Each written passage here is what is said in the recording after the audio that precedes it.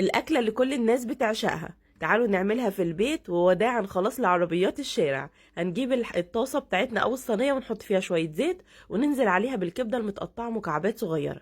هنشوح الكبدة كده لغاية ما لونها يتغير، وهننزل عليها بمعلقة كبيرة من التوم المفروم، وبعد كده هنزود كمون وكزبرة. وده الأساسيات بتاعة الكبدة. هنقلب كده، يا سلام، مش عارفة اوصف لكم ريحتها عاملة ازاي، ريحتها ملت البيت. هنقلب هنقلب، وبعد كده هنحط ملح، الملح بتاعك المظبوط، ونكون مجهزين بقى فلفل رومي، فلفل حامي، فلفل احمر. المهم اعملي خلطة كده من انواع الفلفل، لانه الكبدة بتحب الفلفل جدا. وعلى نار عالية هنفضل نقلب كل ده، ونهدي النار شوية ونسيبها لما تستوي.